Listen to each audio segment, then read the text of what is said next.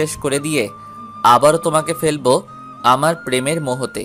এক নিঃশ্বাসে কথাগুলো বলে থামলো আদ্র। তুলি বরাবরই নিঃস্ব, তবে আদ্রর বলা কথাগুলো মস্তিষ্কে তরঙ্গিত হতেই হৃদয়ে উতাল পাতাল ঢেউ গর্জে উঠছে। অনেক কিছু বলতে চেয়েও বলতে পারছে না, সবকিছু যেন গলায় আটকে যাচ্ছে। আদ্রর অসহায় দৃষ্টি মাথা নিচু করে বসে থাকা তুলিতেই নিবদ্ধ। মেয়েটার অস্থিরতা চোখের দিকে না তাকিয়েও আদ্রর মনের কোণে দৃশ্যমান। তুলির মাঝে অভিমানের ছাপ দেখতে পাচ্ছে না, বরং দেখতে পাচ্ছে এক মুঠো অস্থিরতা, অস্বস্তি। দুপুর থেকে অভিমান ভেবে তুলির নিকট উপস্থিত হলেও এখন ব্যাপারটা অন্যরকম ঠেকছে। আদ্রর বিচক্ষণ মস্তিষ্ক ধারণ করছে তুলির অভিমানী নয়, বরং কোনো কারণে লজ্জিত। ধীরে ধীরে নিজের হাতটা দিয়ে তুলির হাতে স্পর্শ করলো। কেঁপে উঠল তুলি, চেপে ধরলো আদ্র হাতটা শক্ত করে। সকাল থেকে বিতৃষ্ণতায় অশান্ত হওয়া মনটা নিমিষে এক ফোঁটা বৃষ্টির পানির মতো ঠান্ডা ছোঁয়া পেয়ে শান্ত হয়ে গেল। প্রিয়তমের হাতটা আঁকড়ে ধরে নিজেকে লজ্জা থেকে নিবারণ করলো। আদ্রর স্পর্শে আজ কোনো লজ্জা হচ্ছে না তুলির। এই হাতটা যেন তুলিকে শান্ত করার জন্য, আশ্বস্ত করার জন্য বাড়িয়ে দেওয়া হয়েছে। এমন হাতটা কিভাবে ফিরিয়ে দেবে তুলি? আঁকড়ে না ধরলে যে নিজেই ধুকে ধুকে মরবে। অন্য হাত দিয়ে তুলির থুতনি ধরে মুখটা উপরে তুলে নিজের চক্ষুদয় স্থাপন করলো আদ্র।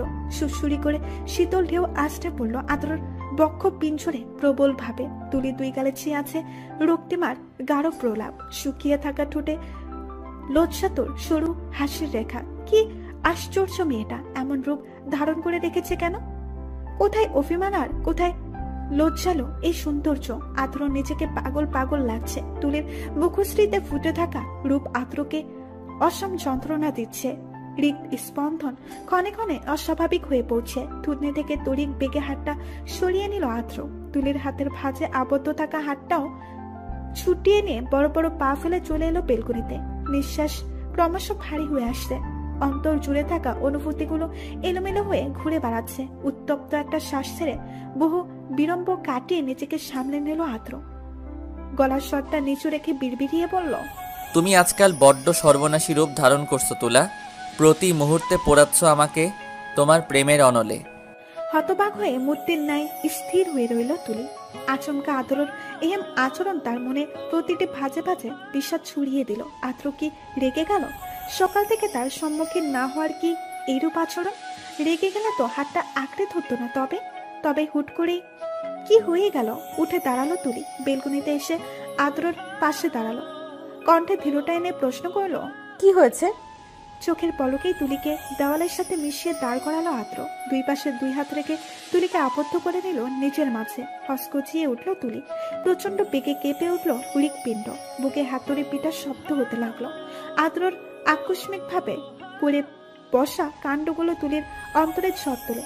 শুকিয়ে যায় কণ্ঠনালী। আদ্র স্পর্শ করেনি, তবু রক্তে রক্তে শিহরণ জেগে উঠছে। মানুষটা সামান্য একটু কাছে থাকলে তুলির কাঁপুনি শুরু হয়ে যায়।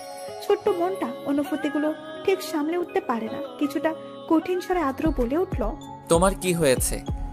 অভিমান তো নেই আমার প্রতি, তা তোমার চোখ দুটোই জানান দিচ্ছে। তাহলে আসার পর থেকে আমাকে তোমার সান্নিধ্য থেকে কেন বঞ্চিত করছো? অতিশয় জড়তায় আদ্রর চোখ থেকে চোখ সরিয়ে এদিক ওদিক নজর দিতে লাগলো তুলি। আদ্র তীক্ষ্ণ চোখে চেয়ে তুলির পানে, কি হলো? এদিকে তাকাও। আমার থেকে দৃষ্টি সরিয়ে নিচ্ছ কেন তোলা? নিশ্চুপ হয়ে কিছুটা স্থিতিশীল হলো তুলি। দীর্ঘ একটা নিঃশ্বাস ফেলে বলতে লাগলো, আসলে আদ্র। এটুকু বলে আবারও মৌনতা পালন করতে লাগলো। কপালে ভাঁজ ফেলে ভ্রু কুঁচকিয়ে তাকালো আদ্র। নিজের এক হাত দিয়ে তুলির কোমরে এক পাশে হাত রেখে অত্যন্ত জোরে অতি কাছে টেনে নিল। বিস্মিত হয়ে উঠল তুলি। হঠাৎ করে আদ্রর স্পর্শ কোমরে পেয়ে শিউরে উঠল পুরো দেহ। আদ্রর বুকে হাত রেখে এক পলকে তাকিয়ে রইল নীল বর্ণের নেশা মিশ্রিত দু চোখে। থেমে গেলে কেন? ধীর কণ্ঠস্বর শুনে আদ্রর চোখের নেশার রেশ কেটে গেল তুলির। নিচু স্বরে জবাব দিল, গতকাল সাগর ভাইয়াদের বাড়িতে আমি নেশার ঘরে যা করেছি তা আজ আমরিনের কাছ থেকে জানতে পেরে আমার ভীষণ অস্বস্তি হচ্ছিল। আমি আপনার সাথে যা করেছি তার জন্য লজ্জিত। আমি লজ্জায় ভীতিতে আমায় ঘিরে ধরেছিল। তার জন্যই আসার পর থেকে ঠুনকো একটা কারণে আমার থেকে লুকিয়ে বেড়াচ্ছিলে, রাইট?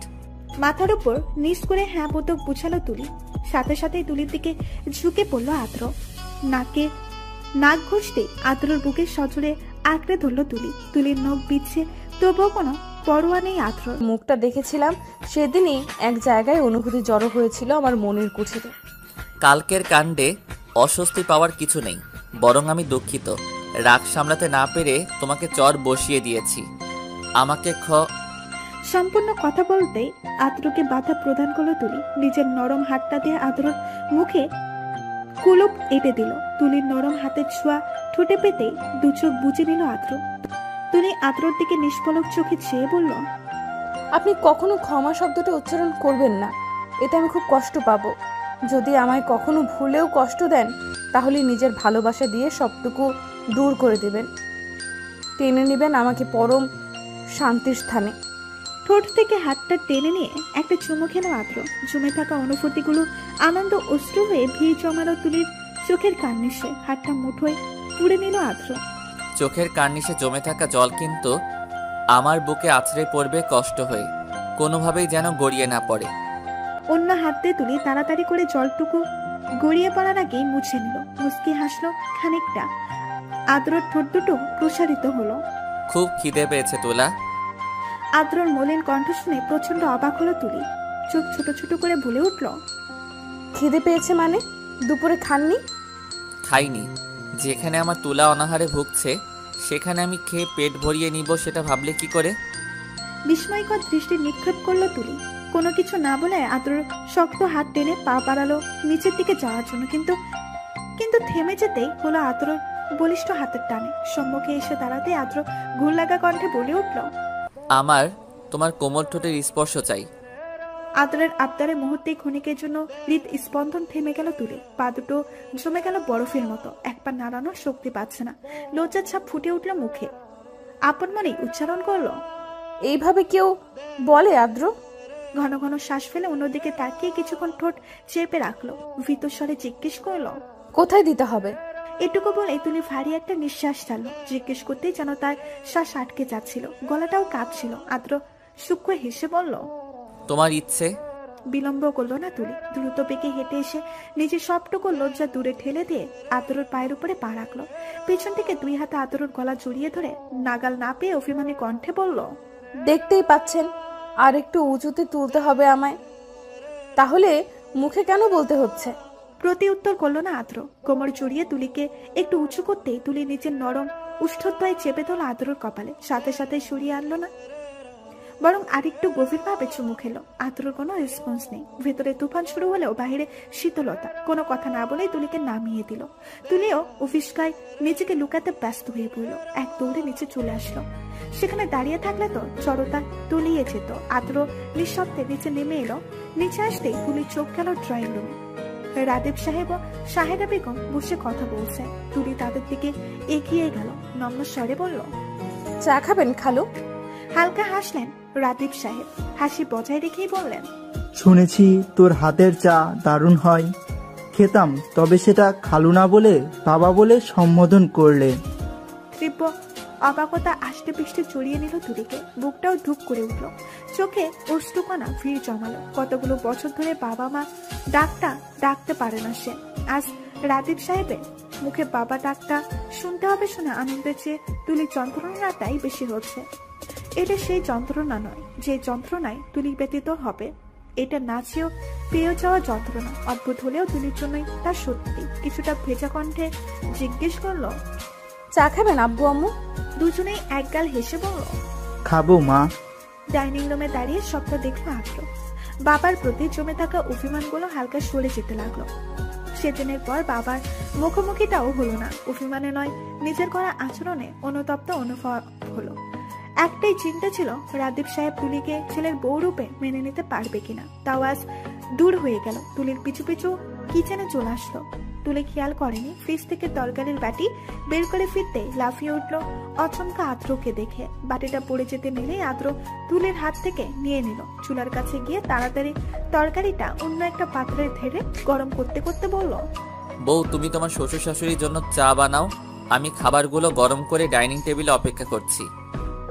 আহা, সংসার সংসার অনুভূত হচ্ছে তুলির মনে। চমকায়নি তুলি। আর কত চমকাবে। মাত্র 3 মাস পরও তো সত্যি সত্যি বউ হয়ে যাবে, আদ্রর বউ।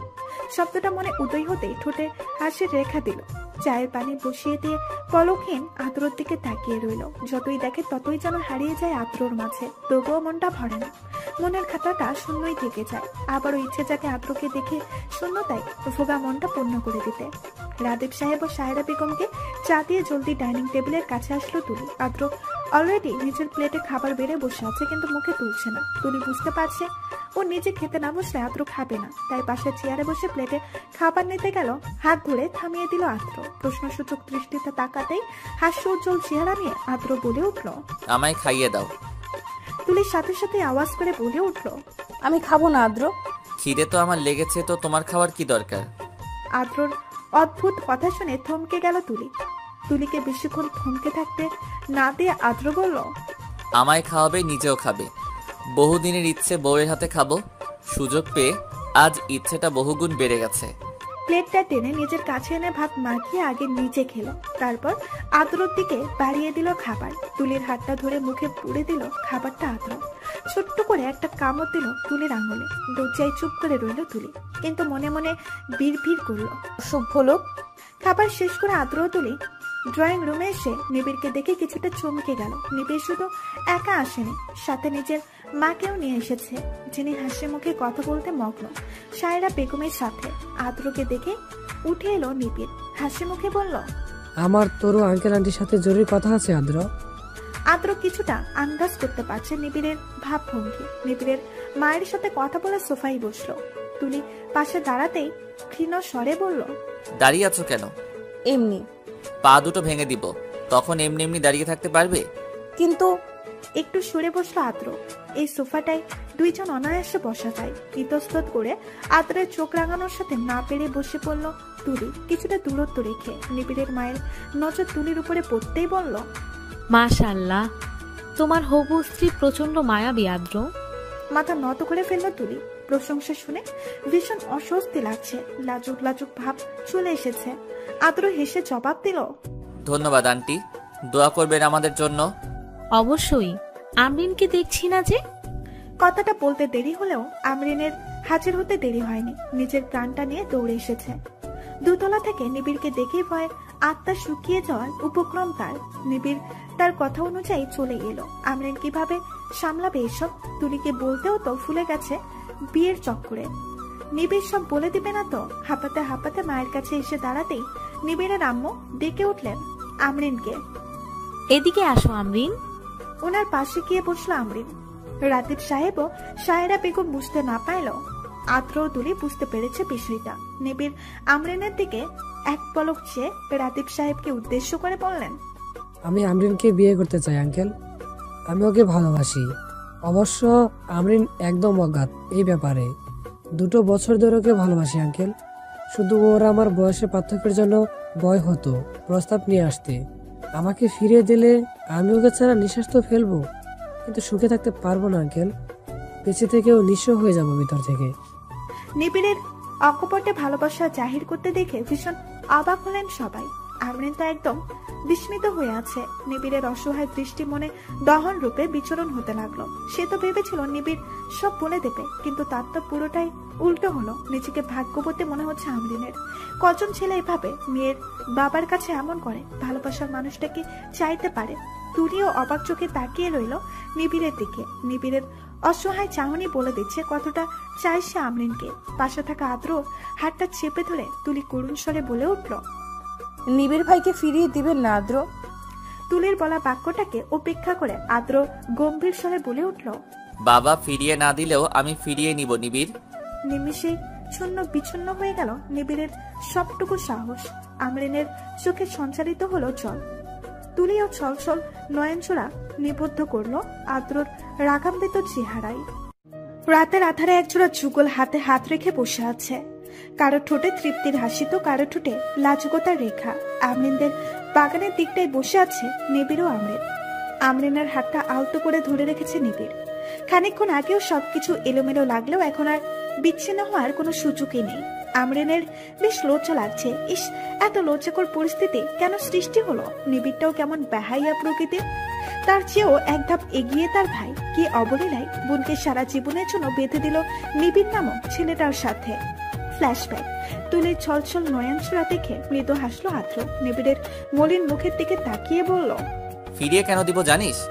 জানি আমি অপরাধ করেছি আদ্র, বেস্ট ফ্রেন্ড হয়েও তোর কাছ থেকে লুকিয়েছি, কিন্তু আমি তোর বোনটাকে ভীষণ ভালোবাসি রে। আমার বোনও তোকে ভালোবাসে, তা আমরিনের চোখের জলেই প্রতীয়মান। আদরের কথা শুনে আমরিন মাথা নত করে ফেললো। এতক্ষণ বিষাদ লাগলেও এখন বড় ভাইয়ের মুখে এমন কথা শুনে লজ্জা তাকে গ্রাস করে নিচ্ছে। রাদীপ সাহেব, সায়রা বেগম, ইনশিতা প্রচন্ড অবাক আদ্রর মুখের কথা শুনে। রাদীপ সাহেবের মনটা অসম্ভব ভালো লাগায় ভরে গেল। আদ্র শুধু সম্পর্কে ভাই হিসেবে থাকেনি, ভাইয়ের দায়িত্বটাও যথাযথ পালন করে। দুই মেয়ে মুখ ফুটে কখনো ওনার কাছে কিছু না বলেও আদ্র ঠিকই দুই বোনের মনের কথাগুলো, চাওয়াগুলো অনায়াসে বুঝে নেয়। আবদার করার আগেই পূরণ করে দেয়। আচ্ছা, আজও কি আদ্র সঠিক বুঝতে পেরেছে আমরিন সত্যি নিবিড়কে পছন্দ করে নাকি ফুল? প্রশ্নটা মনে উদয় হতেই রাদীপ সাহেব স্নেহাক্ত স্বরে মেয়েকে প্রশ্ন করলেন, তোমার ভাইয়া কি সঠিক বুঝেছে আরমিন? বাবার আদর ভরা কণ্ঠ কর্ণপাত হতেই আমরিন মাথা নেড়ে সঠিক বুঝালো। রাদীপ সাহেব চুপ করে রইলেন। আদ্রর উপর সিদ্ধান্ত ছেড়ে দিলেন বিনা বাক্যে। তিনি ভালো করেই জানেন বোনকে কখনো কষ্টের দিকে ঠেলে দেবেন না আদ্র, বরং বোনের জন্য যা সবচেয়ে ভালো হবে তাই করবে। তাছাড়াও নিবিড়কে ছোট থেকে বড় হতে দেখেছেন তিনি। নিবিড় নিঃসন্দেহেও আমরিনের জন্য একজন যোগ্য পাত্র। তবুও মেয়েদের নিয়ে প্রচন্ড চিন্তা হয় ওনার, তাই নিজের সিদ্ধান্ত নিতেও হিমশিম খেয়ে যায়। ছেলে যখন এতটা বিচক্ষণ তখন তিনি নিজের মস্তিষ্ক আর চাপ দিতে চাইছেন না। সাময়িক নীরবতা কাটিয়ে আদ্র মোলায়েম কণ্ঠে রাদীপ সাহেবকে জিজ্ঞেস করল, আপনি কি চান বাবা? ছলছল চোখে ছেলের দিকে চাইলেন রাদীপ সাহেব। দীর্ঘ সময় পর ছেলের মুখ থেকে বাবা ডাকটা শুনে দু চোখ ভরে এলো তার। ঠোঁটে হাসি ফুটিয়ে বললেন, তুমি যা চাইবে তাই হবে আদ্র। ঠিক আছে বাবা। বাবার মাঝে একটা ভয় কাজ করছে। আদ্র কি বলবে? সত্যি কি ফিরিয়ে দেবে? তুলির অবস্থা তো দম আটকে যাওয়ার মতো। আদ্র আজ কেন এত কঠোর হয়ে পড়েছে একদমই বুঝতে পারছে না সে। আচ্ছা, ভাইগুলো কি বোনের বেলায় এমন কঠিন রূপ ধারণ করে? তুলির ইচ্ছে করছে আদ্রকে বলতে, আপনি যদি আজ নিবিড় ভাইকে ফিরিয়ে দেন তবে আমার চেয়ে খারাপ কেউ হবে না। আদ্র নিবিড়ের দিকে তাকিয়ে হালকা হাসলো, সাবলীল কণ্ঠে বলল, তুই ফিরে যা নিবিড়। আর এইটুকু বলেই থামতেই অসহায় দৃষ্টিপাত করলো নিবিড়। বুকে চিরে বেরিয়ে এলো দীর্ঘশ্বাস। পলকে হৃদয়টা জ্বলে পুড়ে যেতে লাগলো। ইচ্ছে থাকলো আমরিনকে জোর করে নিজের করে নিতে। কিভাবে বাঁচবে এই মেয়েটাকে ছাড়া সে? আদ্রর কঠোরতা কোনোভাবেই মেনে নিতে পারছে না। ভ্রু কুঁচকিয়ে তাকিয়ে থেকে আদ্র অসমাপ্ত কথাটা শেষ করে দিল, কাজে নিয়ে তাড়াতাড়ি আসিস। এখন না ফিরলে কাজে নিয়ে আসবি কিভাবে? চমকিত নয়নে সবাই আদ্রর দিকে তাকালো। সবাই ঠোঁটে ফুটে উঠল আনন্দের হাসি। আমরিন তো পুরো স্তব্ধ হয়ে গেছে। নিবিড় উঠে এসে শক্ত করে জড়িয়ে ধরল আদ্রকে। বুকে খুশি বসিয়ে দিয়ে বলে উঠল, শালা তুই তো আমাকে মেরে ফেলছিলি। জীবনে এত কঠিন পরিস্থিতি তো মেডিকেল এক্সামেও ফেস করিনি। এত সহজে বোন দিয়ে দিব নাকি? ভাই হয়েছি অথচ একটু কঠোর হব না তা কি হয়? আজকে তোর বোনটাকে আমার হাতে তুলে দিবি। ওর তো 18 হয়ে গেছে, কখন আবার তোর মতামত পাল্টে যায় আমার তো ভয় হচ্ছে। তুই অনুমতি দিলে আমি এখনই কাজী সাহেবকে নিয়ে আসবো। আমরিন লজ্জায় চুপসে গেল। নিবিড় কি বললো এটা? আজকেই বিয়ে মানে? আদ্র কি মানবে? মানবে না। বিয়ে কি হুট করে বললেই হয়ে যায় নাকি? কিন্তু আমরিনকে ভুল প্রমাণ করে দিয়ে আদ্র বলল, নিয়ে আয়। রাদীপ সাহেবও সম্মতি জানালেন। তুলি তো খুশিতে আত্মহারা। সায়রা বেগম আমরিনকে রুমে নিয়ে গিয়ে একটা শাড়ি পরিয়ে দিলেন। আমরিন মুক্তির মতো দাঁড়িয়ে। কি থেকে কি হয়ে যাচ্ছে? কাজী সাহেব আসতেই বিয়ের কাজও সম্পন্ন হলো। তবে আমরিন এখানেই থাকবে। ইনশিতা ও আমরিন দুজনের বিয়ের অনুষ্ঠান একদিনেই হবে। তুলি যেন স্বপ্ন দেখছে সেও আদ্রর বউ হতে চায়, তবে এমন করে নয়। খুব ইচ্ছে, খুব বড় করে ওদের বিয়ের অনুষ্ঠান হবে। আদ্র বর সেজে আসবে। তুলি লাল বেনারসি পরে আদ্রর অপেক্ষায় প্রহর গুনবে। আর তো কয়েকটা মাস। এতটা ধৈর্যহারা হতে চায় না তুলি। ভালোবাসার শুদ্ধতম প্রতীক তো অপেক্ষা। আর মাস দিনেক অপেক্ষার পর তো সুন্দর একটা মুহূর্ত পাবে দুইজন। গালে ঠোঁটের উষ্ণ স্পর্শ পেয়ে কেঁপে উঠল আমরিন। উঠে যেতে নিলেই নিবিড় হ্যাসকে টানে নিজের সাথে মিশিয়ে নিল তাকে। পিঠ বুকে গিয়ে ঠেকতেই আমরিন অভিমানী কণ্ঠে বলে উঠল, আপনার বুকটা তো আর আমার বাপের কেনা সম্পদ না, তাহলে এভাবে বুকে টানছেন কেন? বিস্মিত হলো নিবিড়। চাপা অভিমানটুকু বুঝতে পেরে আমরিনের শাড়ি ভেদ করে পেটে হাত রেখে নিজের আরো কাছে টেনে নিল। তৎক্ষণাৎ আমরিনের হৃৎপিণ্ডে তীব্র বেগ কিছু একটা ছুটে চলতে শুরু করলো। শরীরের প্রত্যেকটা ভাঁজে ভাঁজে শুরু হলো কম্পন। নিবিড়ের হাতটা ক্রমশই বিচরণ করতে লাগলো পুরো পেট জুড়ে। দু চোখ বুঝে ফেললো আমরিন। এই অনুভূতিগুলো আর জীবনের প্রথম। নিঃশ্বাসটাও আটকে আসছে। নিবিড়ের হাতটা চেপে ধরতে ধীর কণ্ঠে ভেসে এলো, তোমার বাপের কেনা সম্পদ না হলেও বুকটা এখন তোমার কেনা সম্পদ, চিরকাল এটা তোমারই থাকবে। কথাটা বলেই আমরিনের ঘাড়ে ঠোঁট ছোঁয়ালো। এক অজানা ঘুরে ডুবে যেতে লাগলো দুইজন। আমরিনকে একটানা নিজের দিকে ফিরিয়ে নিল। দু চোখ এখনো বন্ধ। ফর্সা চেহারায় লজ্জার ঝাপঝা নিবিড়কে টানতে লাগলো অনবরত। দোষের তো কিছু নেই, আমরিন তো তার বউ। কপালে ঠোঁট ছোঁয়াতেই আমরিন খামচে ধরল নিবিড়ের হাতটা। প্রস্ফুটিত হাসি নিবিড়ের ঠোঁটে। আমরিনের তিত্তির করে কাঁপতে থাকা গোলাপি ঠোঁট দুটো মুহূর্তেই বিক্ষিপ্ত করে দিল তার হৃদয়টাকে। নিজের ঠোঁট দুটো দিয়ে চেপে ধরল আমরিনের ঠোঁট। সাথে সাথেই ধপ করে চোখ মেলে তাকালো আমরিন। তীব্রভাবে আঁকড়ে ধরল নিবিড়ের ঘাড়ে। নিবিড় হালকা কামড় দিতেই ছিটকে সরে এলো। লজ্জায় সেখানে আর এক মুহূর্ত না দাঁড়িয়ে দৌড়ে চলে গেল। ভাগ্যিস কেউ দেখেনি। নিবিড়ও ঘর থেকে বেরিয়ে ভেতরে চলে এলো। একটু পরই চলে যাবে।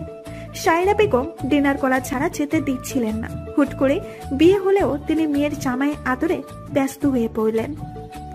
রোদের প্রখরতায় ঘেমে একাকার তুলির কলেজ ড্রেসটা। কাঠফাটা রোদের তাপে আজকাল তুলি প্রচন্ড বিরক্ত। তার চেয়েও বেশি বিরক্ত পরীক্ষা নামক প্যারায়। কিছুই ভালো লাগছে না তার। আজ শেষ পরীক্ষা। আমরিনের সাথে দাঁড়িয়ে আছে কলেজ গেটে। আমরিন আজ পরীক্ষা শেষে বাসায় যাবে নিবিড়কে বলেই এসেছে। তিনটা মাস কেটে গেছে বিয়ের, আর সংসারের পুরো 2টা মাস। আজ ইনশিতাও আসবে বাসায়। গাড়িতে কিছু সমস্যা দেখা দিয়েছে, তাই ড্রাইভার ঠিক করে নিয়ে গিয়েছেন। তপ্ত দুপুরে এভাবে দাঁড়িয়ে থাকতে আমরিনেরও ভালো লাগছে না। তুলির দিকে তাকাতে দেখলো মেয়েটা গরমে কেমন হাঁসফাঁস করছে। কপাল বেয়ে ঘাম গড়িয়ে পড়ছে। কলেজে মোবাইল আনা নিষেধ হয়, মোবাইলটাও আনা হয়নি, নয়তো নিবিড়কে বলতো গাড়ি পাঠাতে। টিস্যু বের করে তুলির দিকে এগিয়ে দিয়ে বলল, আজকাল তুই অল্পতে ক্লান্ত হয়ে পড়ছিস না তুলি? কপালের ঘামটুকু মুছে তুলি নিলিপ্ত কণ্ঠে বলে উঠল, আমার ক্লান্তির কারণটা বুঝতে পারছিস আমরিন? তোর ভাইয়াটা এত খারাপ কেন? আমার এক রাশ ক্লান্ত মাখা অনুভূতি দিয়ে উদাসীন হয়ে আছেন। আমি হাঁফিয়ে উঠেছি, অবিশ্রান্ত হয়ে উঠেছে মনটা। তুলির অভিমানে ভরপুর কথা শুনে আমরিন স্লান হাসলো। মুখ খুলে কিছু বলতে নেবে তখনই একটি গাড়ি এসে থামলো। দুজন চোখ ছোট ছোট করে চাইতে গাড়ি থেকে হাসি মুখে বেরিয়ে এলো সামিরা। দুজনেই একগাল হাসলো সামিরাকে দেখে। ইনশিতার বিয়ের পর থেকে সামিরার সাথে বেশ ভাব হয়েছে তুলির। সামিরাকে ভীষণ পছন্দ তার। নিজের বড় বোনের সামনে বসিয়ে ফেলেছে। সত্যি বলতে সামিরা মেয়েটাই এমন, তার সাথে মিশে যেতে পারে অনায়াসে। আদ্র মিশতে বারণ করলেও তুলির কাছে সামিরাকে ভালোই লাগে। তুলির ধারণা সামিরা আদ্রকে ভালোবাসতে বলেই হয়তো খারাপ কিছু করতে পারে, তাই আদ্র বারণ করে। কিন্তু তা বিশ্বাসযোগ্য মনে হয় না তুলির কাছে। সামিরা এগিয়ে এসে বলল, দুজন রোদ্দুরে দাঁড়িয়ে আছো কেন? বাসা যাবে না? আমরিন হেসে জবাব দিল, আসলে আপু, আমাদের গাড়িটা নষ্ট হয়ে গেছে, ঠিক করে আনলে তারপর যাব। আমার সাথে চলো, আমি দিয়ে আসছি। এত সময় ধরে রোদ্রে দাঁড়িয়ে থাকলে শরীর খারাপ করবে। তুলিও কেমন দুর্বল হয়ে পড়েছে।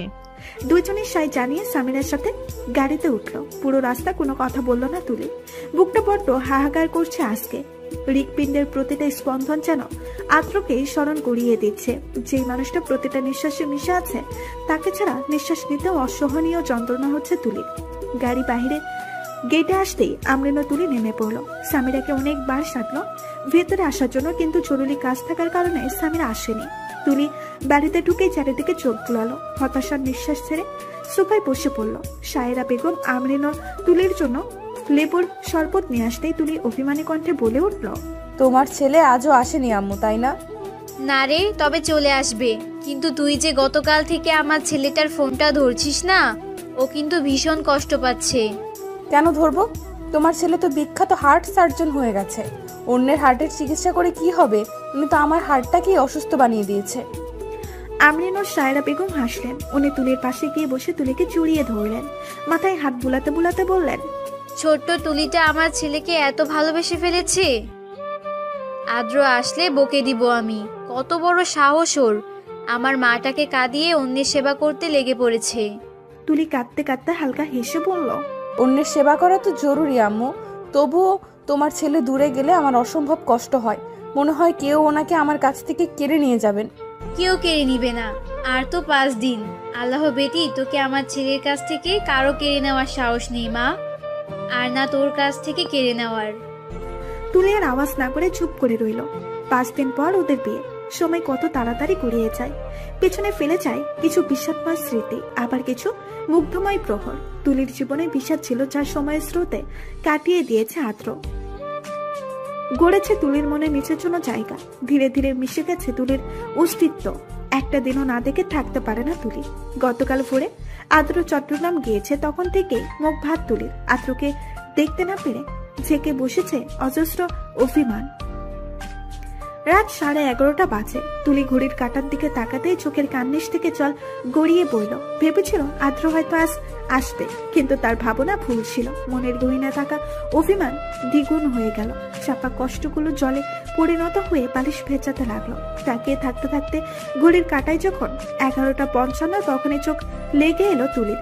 চোখের জলগুলো শুকিয়ে ছাপ পড়ে আছে। হঠাৎ মুখের উপর গরম উত্তাপ অনুভব করতেই সদ্য লেগে আসা চোখ মেলে তাকালো।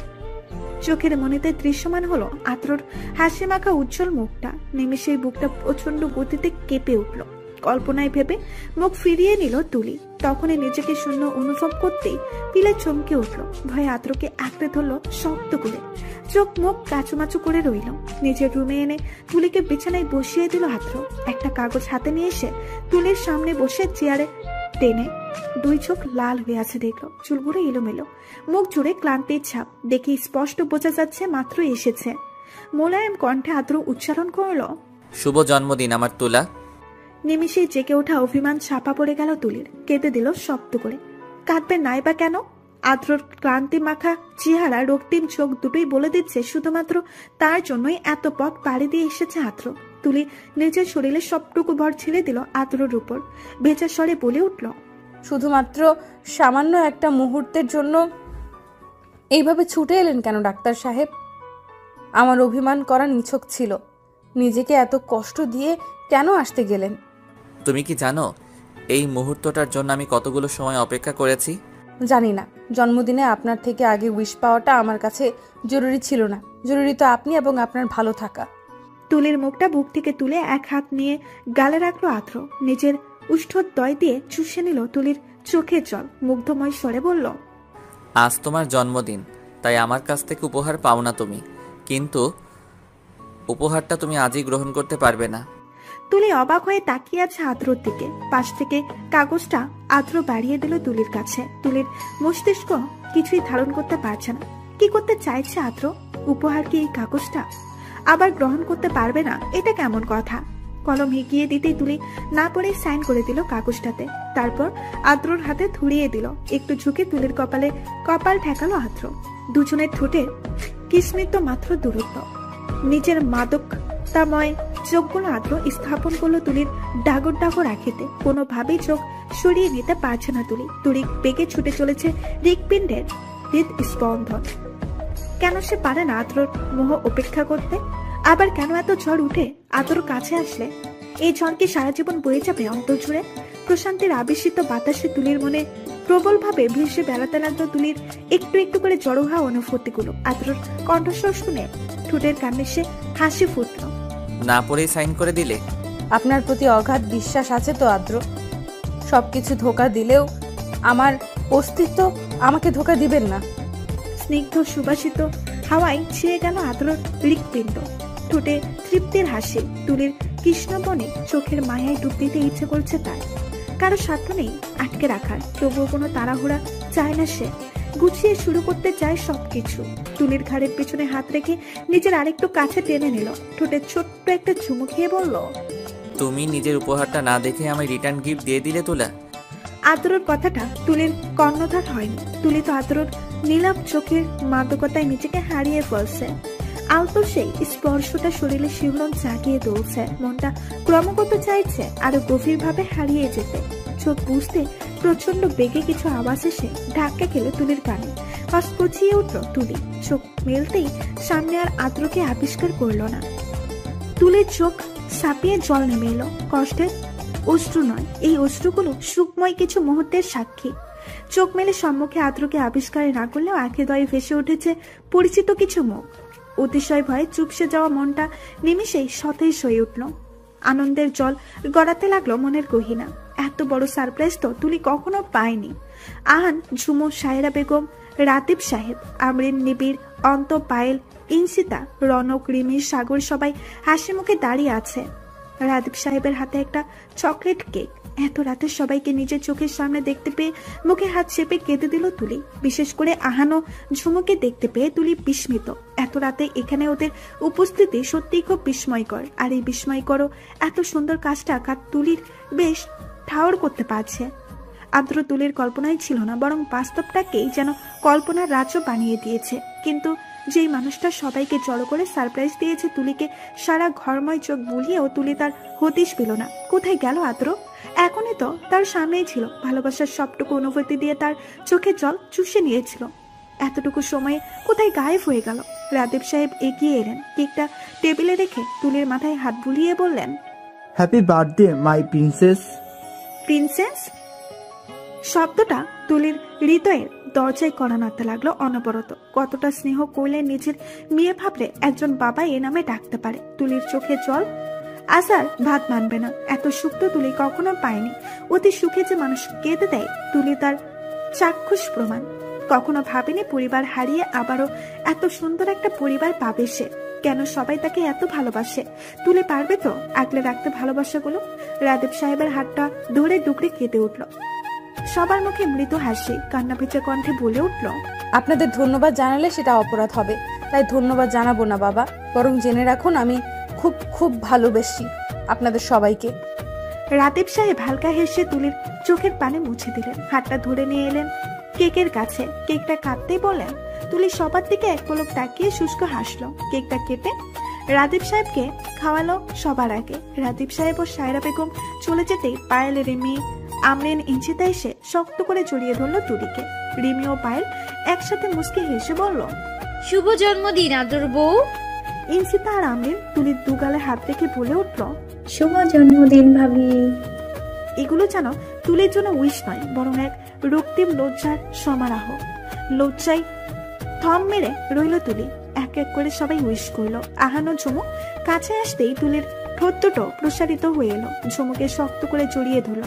আহানের দিকে তাকিয়ে বলল, তোমাদের সবাইকে যে একত্রিত করেছে সেই মানুষটা কোথায় ভাইয়া? হঠাৎ করে কোথায় হারিয়ে গেল? তুলির আদ্রকে দেখার অস্থিরতা বুঝতে পেরে সবাই ফিক করে হেসে দিল। আহান কোনো জবাব না দিয়ে বাকি সব ছেলেদের নিয়ে বের হয়ে গেল। তুলি হতভম্ব হয়ে দাঁড়িয়ে পড়ল। সবাই তার কথাই হাসলো। কেন বুঝতে পারছে না সে? একটু আগেও তো আদ্র ছিল। গভীর রাতে সবাইকে জিনে পায়নি তো ভেবেই তুলি এক নজর সবার দিকে তাকালো। চোখ গেল আমরিনের হাতে থাকা কালো একটা গাউনের দিকে। গাউনটা অসম্ভব সুন্দর। আমরিন গাউনটা এগিয়ে দিয়ে বলল, গাউনটা পরে আয় জলদি, হাতে মাত্র 10টা মিনিট সময় আছে। বাকরুদ্ধ হয়ে গেল তুলি। সবাই কি পাগল হয়ে গেল? কিসের 10 মিনিট? তুলি চিৎকার করে জিজ্ঞেস করতে ইচ্ছে করছে, আমার আদ্র কোথায়? একটু আগেই তো ছিল। চোখের পলকে কোথায় উদাও হয়ে গেছে। তুলিকে নাচতে না দেখে আমরিন গাউনটা হাতে ধরিয়ে ঠেলে ওয়াশরুমে ঢুকিয়ে দিল। বাকি সবাই হাসতে হাসতে নিচে চলে গেল। কে বলবে এটা গভীর রাত? এই বাড়িতে অবস্থান থাকা প্রত্যেকটা মানুষের জন্য যে এটা খুশির রাত। আর এই খুশিতে ঘুমো যে পালিয়ে গেছে। তুলি মাত্র কয়েক মাসে সবার হৃদয়ে থাকা জায়গা করে নিয়েছে। গাউনটা পরে বের হয়ে আসতে আমরিন সুন্দর করে তুলির চুলটা বেঁধে দিল। বেনুনি করে ঘাড়ের এক পাশে রাখলো। তুলিকে দাঁড় করিয়ে একটা কালো ফিতা দিয়ে চোখটা বেঁধে দিল। আটকে উঠলো তুলি।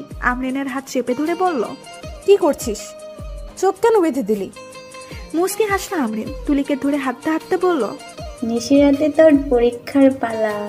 তুলি না বুঝে এক নাগারে প্রশ্ন করতে লাগলো। আমরিন কোনো জবাব না দিয়ে তুলিকে বাহিরে নিয়ে আসলো। ছেড়ে দিতেই তুলি